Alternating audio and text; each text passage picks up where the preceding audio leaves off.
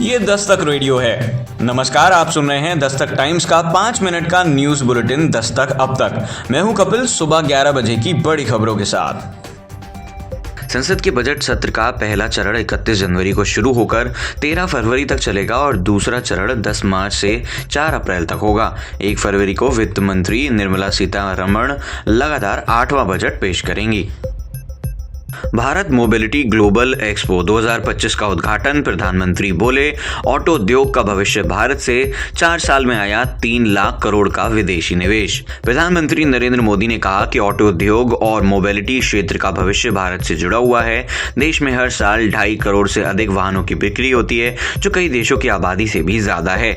4 साल में इस क्षेत्र में करीब 3.12 लाख करोड़ रुपए का प्रत्यक्ष विदेशी निवेश आया है। आने वाले वर्षों में यह आंकड़ा कई गुना बढ़ने की उम्मीद है। भारत हर उस निवेशक के लिए बेहतरीन गंतव्य है जो मोबिलिटी के क्षेत्र में अपना भविष्य देखना चाहता है। सरकार की धोखाधड़ी साइबर अपराध को रोकने के लिए 2 नई पहल। अब लेन देन के लिए 1600 वाले नंबरों से ही आएंगी बैंकों की कॉल।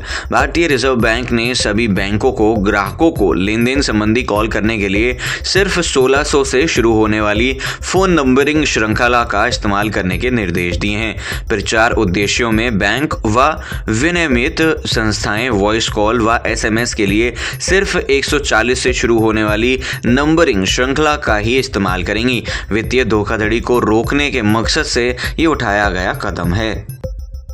H-1B वीजा के नए नियमों से भारतीयों को लाभ। अमेरिका ट्रंप के शपथ ग्रहण से पहले बाइडेन ने संशोधित किए नए नियम। अमेरिका में डोनाल्ड ट्रंप के राष्ट्रपति पद की शपथ लेने से 3 दिन पहले विदेशी कामगारों के बीच लोकप्रिय H-1B और H-2 वीजा कार्यक्रमों से संबंधित नए नियम लागू हो गए हैं। निवर्तमान राष्ट्रपति जो बाइडेन के प्रशासन ने अपने अंतिम आप्रवासन सुधारों के तहत शुक्रवार को इन नियमों को लागू किया। इसमें डिग्री से संबंधित अनिवार्यता में छूट समेत कई बदलाव किए गए हैं, जिससे खासकर भारतीय IT पेशेवरों को एक बड़ा लाभ होने की उम्मीद जताई जा रही है। दिल्ली में अभी आयुष्मान योजना नहीं, हाईकोर्ट के आदेश पर रोक। सुप्रीम कोर्ट ने नोटिस जारी कर केंद्र से मांगा जवाब। सुप्रीम कोर्ट ने दिल्ली हाईकोर्ट के उस आदेश पर रोक लगा दी जिसमें दिल्ली सरकार को PM आयुष्मान भारत योजना लागू करने के लिए 5 जनवरी तक केंद्र सरकार के साथ समझौता यानी कि MOU पर हस्ताक्षर करने का निर्देश दिया गया था। जस्टिस BR गवई व जस्टिस ऑगस्टिन जॉर्ज मसीह की पीठ ने दिल्ली सरकार की याचिका पर नोटिस जारी कर केंद्र सरकार से जवाब मांगा है। पीठ के समक्ष दिल्ली सरकार की ओर से वरिष्ठ वकील अभिषेक मनु सिंघवी ने दलील दी कि हाईकोर्ट में हमें केंद्र के साथ MOU पर हस्ताक्षर करने के लिए कैसे मजबूर किया जा सकता है। हाईकोर्ट ने दिल्ली सरकार की शक्तियों को फिर से परिभाषित किया। MOU में भारत सरकार को 60% पूंजीगत व्यय व दिल्ली सरकार को 40% देना अनिवार्य किया गया है। हाईकोर्ट 5 जनवरी तक MOU पर हस्ताक्षर करने का अगला निर्देश दिया गया है। दिल्ली विधानसभा चुनाव से पहले भाजपा का वादा, महिलाओं को हर माह 2500 रुपए और 500 रुपए में मिलेगा सिलेंडर। भाजपा ने विधानसभा चुनाव के लिए जारी संकल्प पत्र में महिलाओं को लुभाने पर पूरा जोर दिया है। संकल्प पत्र का पहला भाग जारी करते हुए पार्टी अध्यक्ष JP नड्डा ने कहा कि सत्ता में आने पर भाजपा वर्तमान में चल रही सभी जन कल्याणी योजनाओं को जारी रखेगी। महिलाओं को समृद्धि योजना के तहत हर माह 2500 रुपए की राशि दी जाएगी। LPG सिलेंडर 500 रुपए में मिलेगा। वृद्धों को पेंशन भी 500 रुपए बढ़ा दी जाएगी। ईडी ने मनी लॉन्ड्रिंग में 140 से अधिक संपत्तियों पर की कार्रवाई। आरोपों में घिरे हैं कर्नाटका के CM सिद्धरमैया से जुड़ा मुडा मामले में 300 करोड़ की संपत्ति अटैच।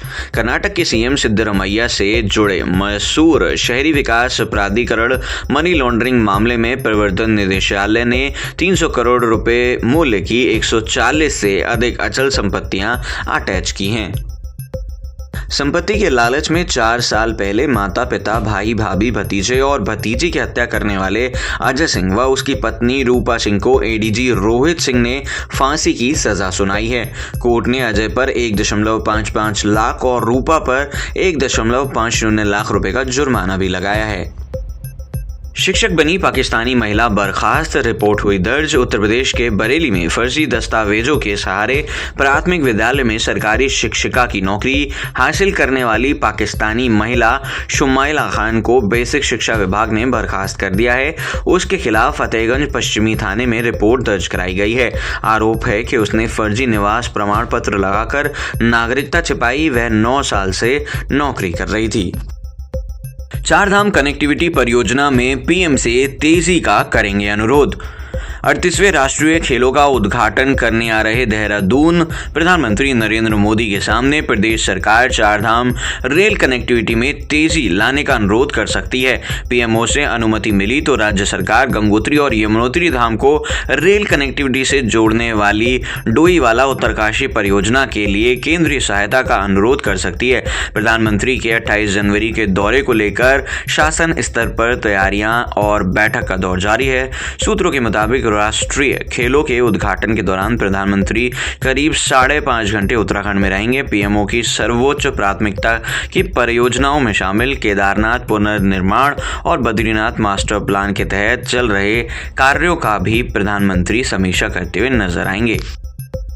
पहाड़ों की बर्फबारी ने बढ़ाई कपकपी। नोएडा और दिल्ली में फिर बादल बरसने को तैयार। दिल्ली एनसीआर समेत देश भर के कई राज्यों में इन दिनों शीतलहर और कोहरे का डबल अटैक जारी है। खराब मौसम की वजह से रोजाना ट्रेनें और फ्लाइट्स प्रभावित हो रही हैं। जनवरी महीने में बारिश भी देखने को मिल रही है। सुबह से दिल्ली एनसीआर, यूपी, हरियाणा, पंजाब, राजस्थान, मध्य प्रदेश, हिमाचल प्रदेश और उत्तराखंड में घना कोहरा छाया हुआ है। दिल्ली समेत पश्चिमी उत्तर प्रदेश में आईएमडी ने कोहरे और ठंड को लेकर ऑरेंज अलर्ट जारी किया है।